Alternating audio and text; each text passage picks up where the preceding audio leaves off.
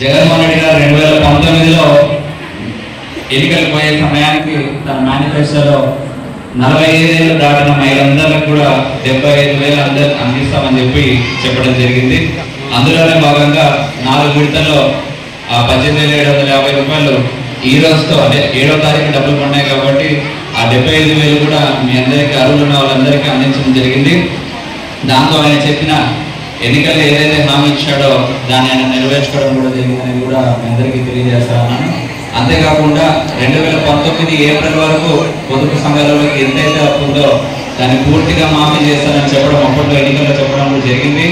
దాంట్లోనే భాగంగా జనవరిలో కూడా జనవరి 21వ తారీఖు దాన్ని కూడా ఆయన ఎన్నికల హామీ ఇచ్చి నెరవేర్చుకోవడం కూడా జరిగిందనేది కూడా నేను తెలియజేస్తాను. ముఖ్యంగా మీ అందరినీ కోరుకునేది ఒకటే, 2019లో జగన్మోహన్ రెడ్డి గారు వచ్చిన తర్వాత మన దగ్గరికి వాలంటరీ వ్యవస్థ కానీ సచివాలయ వ్యవస్థ కానీ తీసుకొచ్చి మీకు ఏవైతే అవసరాలు ఉన్నాయో అవి మీ ఇంటి దగ్గరికి తీసుకొచ్చే విధంగా జగన్మోహన్ రెడ్డి గారి పరిపాలన ఈ 4 ఏళ్ళు జరిగిందనేది కూడా మీ అందరికీ తెలియజేస్తాను. ఎందుకంటే మనమందరం కూడా మర్చిపోతాము 2019-20లో కరోనా లాంటి కష్టకాలంలో ఏ నాయకుడైనా అందరు మిగతా నాయకుల్లాగా పారిపోయినారు. కానీ జగన్మోహన్ రెడ్డి గారు నా ప్రజల కోసం నేను నిలబడి ఏదైతే ఎంత విపత్తునైనా మేము ఎదుర్కొంటామనే ఉద్దేశంతోనే ఆయన ఆ రోజు మనకి కోవిడ్ వ్యాక్సిన్లు కానీ హాస్పిటల్ ఉచిత వైద్యం కానీ ఇవన్నీ కూడా చేసుకుంటూ ప్రభుత్వం మీద ఎంత భారం పడినా ఇబ్బంది లేదు, నా ప్రజలు బాగుండాలని కోరుకున్న వ్యక్తి జగన్మోహన్ రెడ్డి గారు.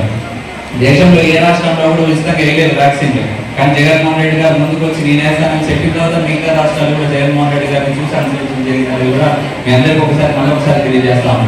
అంతేకాకుండా మన పిల్లలు చదువుకునేదానికి ఏదైతే అమ్మఒడి చెప్తా ఉన్నాడో అమ్మఒడితో పాటు ప్రతి సంవత్సరం 4 విడతలు అమ్మఒడి ఇవ్వడం, దాంతో పాటుగానే కార్పొరేట్ స్కూళ్ళకి నీట్గా మన ప్రభుత్వ పాఠశాలలకు తీర్చడం, అందులో జగనన్న గోరుముద్దలు పెట్టడం, దాంట్లో భాగంగా 8వ తరగతి చదువుకునే పిల్లలకి ట్యాబ్లు ఇవ్వడం, అదే కాకుండా ఇంగ్లీష్ మీడియం ఇంప్లిమెంట్ చేయడం, అంతేకాకుండా సిబిఎస్ఈ ఐబీసీ సిలబస్ అంటే ఒక కార్పొరేట్ విద్యలో స్కూల్లో ఏదైతే మనకి దొరుకుతుందో అదే విద్యని మన ప్రభుత్వ పాఠశాలకి మన పేద ప్రజలకు అందరికీ అందించే విధంగా జగన్మోహన్ రెడ్డి గారు ఈరోజు కూడా కృషి చేస్తున్నారు అనేది కూడా మనమందరూ ఒకసారి గమనించాల్సిన అవసరం కూడా చాలా ఎంతో అవసరం ఉందని కూడా నేను తెలియజేస్తాను.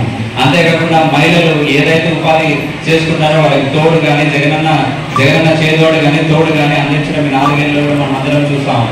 ఎందుకంటే నేను ఎందుకు చెప్తానని ఈ మాటలన్నీ అంటే మన మహిళా సాధికారత కోసమైనా కానీ పేద బడుగు బలహీన వర్గాల కోసం కానీ జగన్మోహన్ రెడ్డి గారు ఎప్పుడు అండగా నిలుస్తున్నారని కూడా ఎందుకంటే గతంలో 2014 నుంచి 19 వరకు ఏ ఒక్క సంక్షేమం చేయకపోయినా మేము చేస్తామని చెప్పేటోళ్ళు ఒక పక్క ఉన్నారు.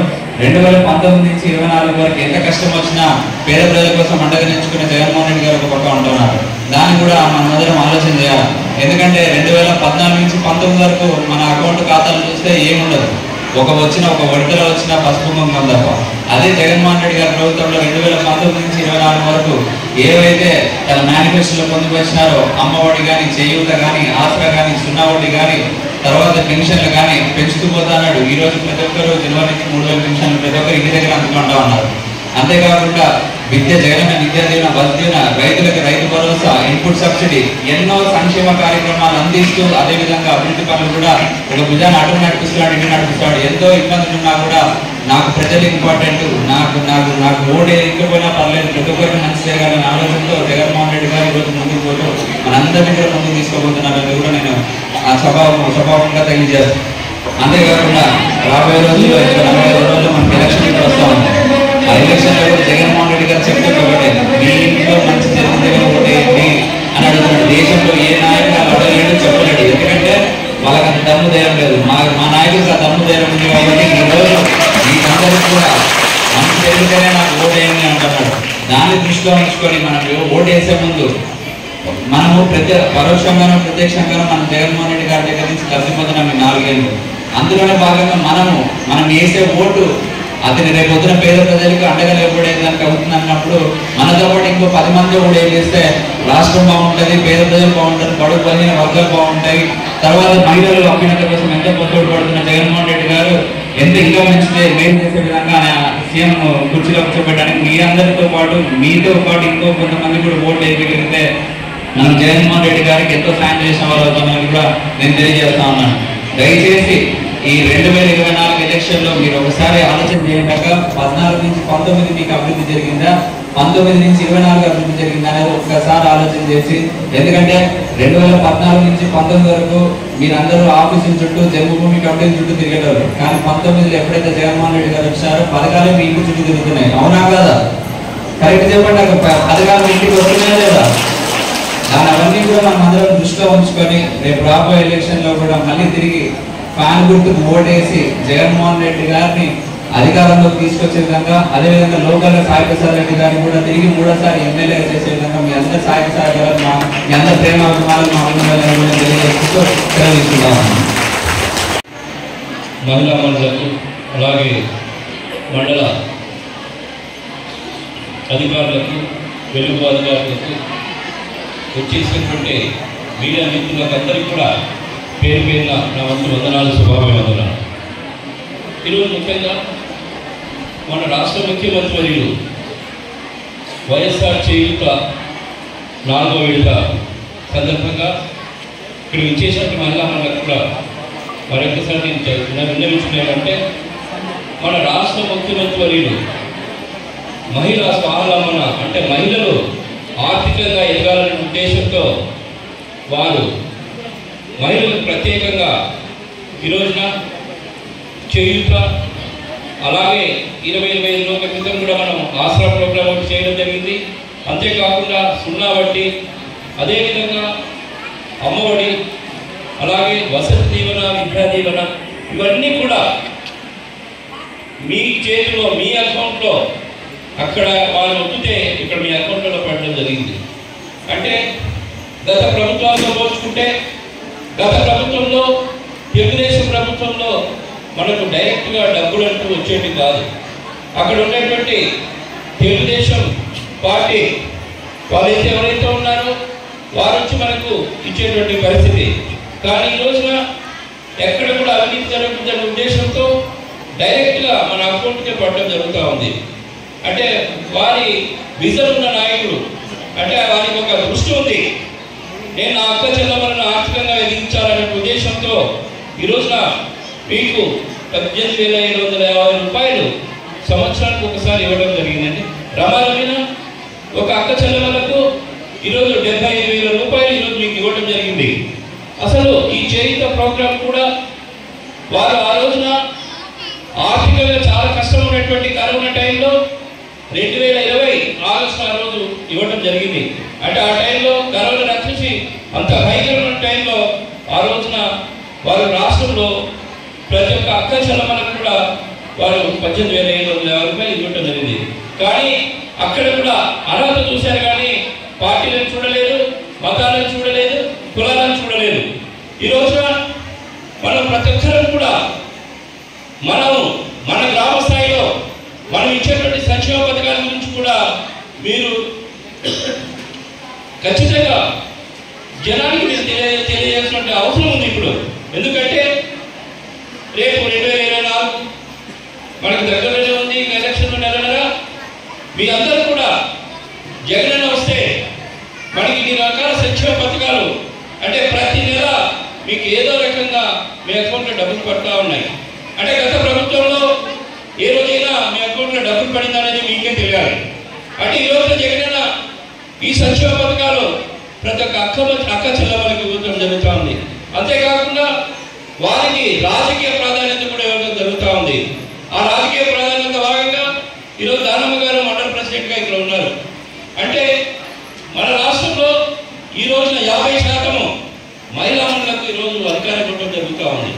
అంతేకాకుండా ప్రతి విషయంలో కూడా మగవాడికి సమానంగా ఆడవారికి ఈరోజు అధికారం కూడా ఇచ్చి వారు సమాన గౌరవం చూస్తున్నారు.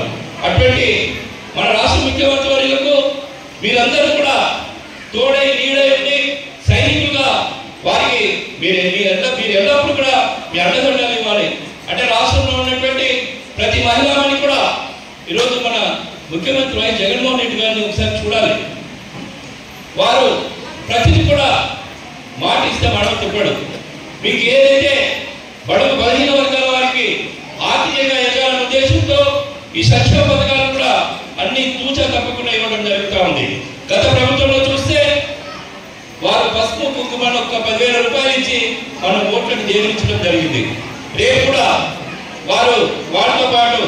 జనసేన, అట్లాగే ఈ మధ్య 2 రోజుల్లో ఒప్పందం కూర్చున్న బీజేపీ, తెలుగుదేశం పార్టీ ముగ్గురు కూడా మళ్ళీ రేపు వచ్చి ఓట్లు అడగటం జరుగుతూ ఉంది. వాళ్ళ ముగ్గురు మేనిఫెస్టోలో సూపర్ 6 అని, అంటే ఆచరణ సాధ్యం కానటువంటి సంక్షేమ పథకాలు వాళ్ళు మళ్ళీ తీసుకురావడం జరుగుతూ ఉంది. మీరు ఆలోచించండి, ఈరోజు మన అమ్మఒడి పథకం ఒక్కరికి ఇస్తేనే ఇంత న్యాయం జరుగుతూ ఉంది. మనం ఏ రకంగా ఈరోజు రాష్ట్ర బడ్జెట్ మీద మన ఇంత ప్రజలు ఉందంటే అటువంటిది ఆయన ఒక ఇంటికి 4 ఇస్తా అంటాడు. అది సాధ్యమైనటువంటి పని కాదని కూడా మీకు కూడా తెలుసు. అంటే వాళ్ళు చెప్పేవన్నీ అబద్ధాలు నిజాలు చేయాలనే ఉద్దేశంతో రేపు మన ఇంటికి వచ్చి మళ్ళీ రేపు మన ఓట్లు అడగడానికి వచ్చినప్పుడు ప్రశ్నించాలి. కూడా ఈరోజు రాష్ట్ర ముఖ్యమంత్రి వారిలో వారు ఏదైతే మన క్యాలెండర్ పద్ధతిలో మనకి ప్రతి ఒక్క సంక్షేమ పథకం ఈరోజు ఇవ్వడం జరుగుతూ ఉంది. మరి అటువంటి వ్యక్తిని ఈరోజు మళ్ళీ మనం గెలిపించుకోవాల్సిన బాధ్యత మీ అందరి మీద, మా అందరి మీద కూడా ఉంది. కాబట్టి మీరు ప్రతి ఒక్కరు కూడా మీ గ్రామ స్థాయిలో ప్రతి ఒక్క మీ భర్తలకు కూడా మీరందరూ కూడా వారికి చెప్పి ఖచ్చితంగా మీరు వైఎస్ఆర్ కాంగ్రెస్ పార్టీని బలోపేతం చేస్తూ రేపు జరగబోయేటువంటి ఎలక్షన్లలో మన రాష్ట్ర ముఖ్యమంత్రిలో మన ముఖ్యమంత్రిగా చేసుకోవాల్సిన అవసరం ఎంతైనా ఉంది. అంతేకాకుండా ఇక్కడ మన గౌరవ శాసనసభ్యులైనటువంటి సాయిల గారిని వారు ఎప్పుడు కూడా పేదల పక్షాన ఉంటూ మన చిన్న సమస్య వచ్చినా ఇమ్మీడియట్ గా స్పందిస్తూ వారు మనతో పాటు ఉంటూ మనం అన్ని రకాల వారు చూస్తున్నారు. వారిని కూడా మనం అతి భారీ మెజార్టీతో గెలిపించాలని కోరుకుంటూ మన యువ నాయకులు కూడా ఎల్లప్పుడూ వారి నాన్నగారు తోడుగా ఉంటారు, అందుబాటులో ఉంటారు. వారిని కూడా మీరు ఆశీర్వదించాలని కోరుకుంటూ ఈ అవకాశం ఇచ్చినటువంటి పెద్దలందరికీ మరొకసారి ధన్యవాదాలు తెలియజేస్తాను. వివిధ గ్రామాల్లో వచ్చిన మహిళా సోదరులకి అలాగే వేరుగా పెద్దలందరికీ నేను పేరు నమస్కారం చెప్పుకుంటున్నాను. ఈరోజు ఒకసారి మళ్ళీ ఆలోచన చేయాలి. గత 2014 నుండి 19 వరకు చంద్రబాబు నాయుడు పరిపాలన ఎలా ఉంది, మరి 2019 నుండి ఇప్పుడు జరగబోయే పరిపాలన ఎలా ఉందో ఒకసారి మీకే తెలుసు, మాకంటే బాగా. దాన్ని గుర్తుపెట్టుకున్నామా, ఎక్కువ మేము చెప్పము, ఎక్కువ మాట్లాడదలుచుకోలేదు. ఎందుకంటే ఎక్స్పీరియన్స్ కంటే ప్రాక్టికల్గా చూసినారు ప్రభుత్వాలు ఎలా చేయాలని చెప్పి. మరి గతంలో 5 ఏళ్ళు ఎలా ఉంది, ఈ 5 ఏళ్ళు ఎలా ఉంది మీరు కంపేర్ చేసుకోండి. అంటే మీరు వ్యత్యాసం చేసుకోండి. అది చేసుకుంటే మీకే తెలుస్తుంది ఏమన్నది. గతంలో చంద్రబాబు నాయుడు ఏమైతే చెప్పినాడో ఏమి చేయలే, కానీ 2019లో జగన్మోహన్ గారు ఏమైతే చెప్పకున్నట్టుగా చెప్పింటూ అన్ని మీకు అన్ని దగ్గర ఈరోజు చేసినాడు. అది మాకంటే బాగా మీకు తెలుసు. కానీ దీన్ని దృష్టిలో పెట్టుకొని మరి రాబోయే ఎలక్షన్లో కూడా జగన్మోహన్ గారిని అత్యధిక మేరతో గెలిపేయాలి. మరి ఈ రోజు ఏమైతే పథకాలు జగన్మోహన్ గారు పెట్టాడో అవన్నీ జగన్మోహన్ గారికి ఆలోచన కాదు. అవన్నీ మీ యొక్క అక్కచలంలో ఏమైతే ఇబ్బంది పడుతున్నారో ఆ రోజు పాదయాత్ర చేస్తూ మీ యొక్క ఇబ్బందులు తెలుసుకున్న తర్వాత మీ యొక్క ఇబ్బందులు ఎలాగైతే తీర్చాలని చెప్పి ఒక ఉద్దేశంతో మన ఆ రోజు వచ్చిన ఐడియానే, అంటే ఆ రోజు ఆలోచనే జగన్మోహన్ గారి నవరత్న కార్యక్రమం. ఈరోజు నవరత్న కార్యక్రమాల్లో ఏమైతే జగన్మోహన్ గారు ఇచ్చారో అందరికీ మహిళా సోదరులకు ఇచ్చాడు. ఎందుకంటే మహిళలు అయితే ఇంట్లో పనులు చేసుకుంటారు, మగవాళ్ళు బయటకు పోయినా కానీ ఇంటి యొక్క ఖర్చు అయితే ఇంటి యొక్క బాధ్యతను తీసుకుంటారని చెప్పి మన ప్రతి ఒక్క స్కీమ్ని మహిళల మీద పెట్టాడు. మరి ఒకసారి మీరు ఆలోచన చేయండి ఈరోజు. ఎందుకంటే మహిళలు బాగుంటే ప్రభుత్వాలు బాగుంటాయి, అలాగే గృహాలు బాగుంటాయి, మీ ఇల్లు బాగుంటుంది అనే ఒక ఉద్దేశంతోనే ఈరోజు జగన్మోహన్ గారు పెద్ద స్కీమ్ మీ ముందు పెడుతున్నాడు.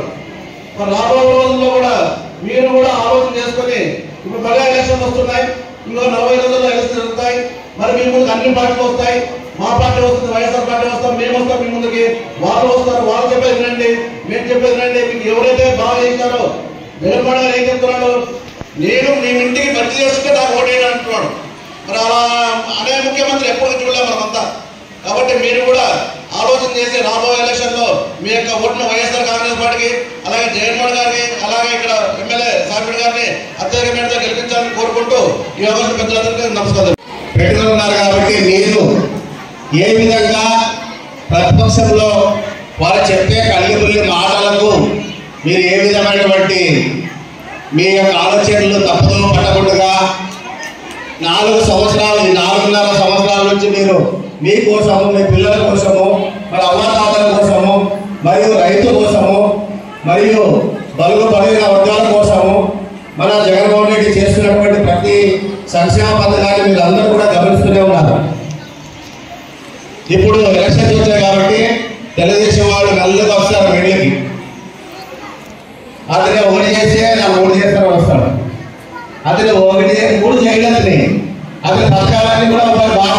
గమనించండి. 2014లో కల్లిపుల్లి మాటలతో అధికారంలోకి వచ్చినాడు. మనం ఉదాహరణ తీసుకుందాం. వ్యవసాయ రుణాలు మాఫీ, మొత్తం మాఫీ. మీరు ఇంట్లో కూర్చోండి, మీరు 10 లక్షలు నేనే కడతాను, మీరు ఎంత బంగారు నేనే తీసుకొస్తానని ఏ వ్యక్తి అన్నాడో మీకు అందరి జ్ఞాపకం ఉంది. మరి ఆ రుణమాఫీని ఏ విధంగా చేసినాడు ఆయన? మొత్తం చేస్తానన్న ఆయన 1 లక్ష కుదించినాడండి. ఆ 1 లక్ష కుదించిన దాన్ని 4 విడతలు చేసినాడు. ఆ 4 విడతల్లో 2 విడతలు చేసి ఇంటికి పోయినాడు. ఇప్పుడు చెప్పే పథకాలన్నీ కూడా అలానే ఉండాలి. గమనించండి. ఇంట్లో ఎంతమంది ఆడవాళ్ళు ఉంటే అంతమందికి ఇస్తారంటారు, కానీ అన్నింటికి ఆయన ఎవరో తెలుగుదేశం 10 ఇంటికి ఇచ్చి చేసుకుంటాడు. అది చెప్తాడు, చేయలేడు. అంట్లో మాకు ఇస్తున్న 18,4 సంవత్సరాలుగా 45 ఏళ్ళు దాటిన వాళ్ళకి ఏ విధమైన పార్టీ భేదాలు చూపుకుంటుగా, ఏ విధమైన వేసం చూపుకుంటుగా మనం ఇస్తున్నాం. కానీ చంద్రబాబు నాయుడు ఎలా ఉంటారో మీరు గమనించండి. ఒక చిన్న అవకాశం ఇచ్చినప్పుడే తన విశ్వరూపంతో చూపినాడు. మళ్ళీ ఆ విశ్వరూపం చూడాల్సిన అవసరం గట్టంగా మనకు లేదు. జగన్మోహన్ రెడ్డి పరిపాలన పేదల యొక్క దృష్టిలో పెట్టుకుని ఉంటుంది. ఏ కుల మతాలను పట్టించుకోడు, ఏ రాజకీయాలను పట్టించుకోడు. మనం చంద్రబాబు నాయుడు పరిపాలన క్షుణ్ణంగా చూసినాం. జగన్మోహన్ ఖర్చులు పెడతారు. వాళ్ళు రాజకీయ పార్టీకి సంబంధించిన వాళ్ళకి 10 మంది అన్ని పక్కన 10 మందికి ఉంటాయి. ఇండ్లు ఇచ్చిన 10 మందికి ఉంటాయి, చేయించిన 10 మందికి ఉంటాయి. ఇట్లా ఉంటారు. అంటే మర్పించేది ఎన్నో సంగతులు చెప్తా ఉంటారు. దయచేసి జగన్మోహన్ రెడ్డి మహిళా మండలిని నమ్ముకుని ఉన్నాడు కాబట్టి ఖచ్చితంగా 2024లో మనం జగన్మోహన్ రెడ్డి వెనుక ఉందాం. మనమంతా కూడా గెలిపించుకుందాం. ఇంకోసారి కూడా మిమ్మల్ని అందరినీ కోరుకుంటున్నాం. అలాగే మన ఎమ్మెల్యే శాస్త్రి గారు విజయవాడలో 10 మంది అక్కడ ఉన్నారు కాబట్టి ఈ సభకు రాలేకపోయారు. మన ఎమ్మెల్యే గారి తరఫున కూడా మీకు అందరికి ధన్యవాదాలు. మరి మన ఎమ్మెల్యే గారిని ముచ్చటగా ఖచ్చితంగా ఈ 2024లో ఖచ్చితంగా గెలిపించుకొని పోయినందుకు మెజారిటీ కన్నా కూడా మనం ఇంకా అత్యధిక మెజారిటీతో మన సాయపత్రులను గెలిపించుకొని మన సీఎం గారికి ఆదరణ కానుకలు ఇద్దామని కూడా మిమ్మల్ని అందరినీ మరోసారి కోరుకుంటూ ముగించుకుంటాం. ఎమ్మెల్సీ గారికి, అలాగే యువ నాయకుడు జయ మనోజ్ రెడ్డి గారు, అలాగే ఎంపీ గారికి, అలాగే చంద్రకాంత్ రెడ్డి అన్న గారికి, అలాగే మా మండల పరిషత్ ఎండిఓ గారికి, ఇక్కడ వెలుగు వారికి, అలాగే సర్పంచులకు, కార్యకర్తలకు, నాయకులకు, ఎంపీటీసీలకు, ఇక్కడికి ఇచ్చేసిన ఆడపడుచులందరికీ నా యొక్క హృదయపూర్వక నమస్కారాలు చెప్తున్నాను. ఈరోజు 4వ విడత వైఎస్ఆర్ చేయూత, ఇది దేశంలో ఎవరు చేయటువంటి ఇది మంచి కార్యక్రమం. ఈ 9 నవరత్నాలలో ఇది ఒక నవరత్నం. ఈ నవరత్నాలు మన ఆడవాడి కోసం, మన అక్క చెల్లెమ్మల కోసం ఎన్ని విధాలుగా పట్ట అయితేనేమి, ఇల్లు అయితేనేమి, మండల పరిషత్తులో ఎంపీ అయితేనేమి, మున్సిపాలిటీలో చైర్మన్ అయితేనేమి, అన్ని స్థానిక సంస్థలో కౌన్సిల్స్ అయితేనేమి, సర్పంచ్ అయితేనేమి, ఎంపీఎస్ అయితేనేమి, ఫస్ట్ ప్రిఫరెన్స్ మన అక్క చెల్లెమ్మలు. దీన్ని సద్వినియోగం చేసుకోవాలి. ఈరోజు జగనన్న సిద్ధం అనడానికి యుద్ధం. ఈ యుద్ధానికి మీ సహకారం, అక్క చెల్లెమ్మ యొక్క సహకారం, ఈ యుద్ధంలో పోరాటం చేయాలి. యుద్ధం అంటే అవతల పక్షాన్ని ఓడియాలి. ఓడించి మన జగన్ని సీఎం చేసుకోవాలి. మీ జగన్ని సీఎం చేసుకుంటే వచ్చే భావి తరాలలో కూడా, వచ్చే భవిష్యత్తులో కూడా మన జగన్ ఎన్నో కార్యక్రమాలు చేస్తాడు. జగన్ చేసేటువంటి ఈ మంచి కార్యక్రమాల్ని మనమంతా సద్వినియోగం చేసుకొని ముందు ఇక్కడ ఉండే ఎమ్మెల్యే, స్థానిక ఎమ్మెల్యే ఉండి సాయిప్రసాద్ అన్న గారికి, అలాగే జగన్మోహన్ రెడ్డి గారికి గెలిపిస్తారని ఆశిస్తూ ఈ సదవకాశం ఇచ్చేందుకు